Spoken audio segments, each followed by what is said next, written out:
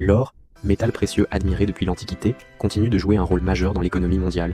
Utilisé dans plusieurs domaines, ou comme valeur refuge, l'or fait l'objet une demande croissante, tandis que la production mondiale atteint près de 3000 tonnes par an. Son extraction, cependant, reste un processus complexe et souvent controversé.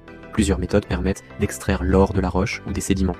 L'exploitation à ciel ouvert consiste à retirer d'importantes quantités de terre pour accéder aux minerais, ce qui entraîne une forte dégradation de l'environnement. L'exploitation souterraine, plus coûteuse et plus dangereuse, limite les dommages en surface mais expose les travailleurs à des risques élevés. Ces pratiques ont également des conséquences sociales importantes, notamment le déplacement de populations locales et l'essor de l'orpaillage illégal. Certaines régions du monde dominent la production aurifère. L'Afrique du Sud, longtemps leader mondial, dispose encore de vastes gisements mais souffre de problèmes de sécurité. L'Australie, de son côté, se distingue par des pratiques plus encadrées et une production élevée. En Amérique du Sud, le Pérou connaît une extraction importante mais au prix d'une forte déforestation, tandis que la Guyane subit les ravages de l'orpaillage. Au-delà de l'extraction, l'or se décline sous forme de pièces d'investissement, comme le Napoléon français et les lingots. Le choix entre pièces et lingots dépend principalement des objectifs d'investissement, de la liquidité recherchée et du budget. Comprendre ces différentes options permet d'investir de manière éclairée.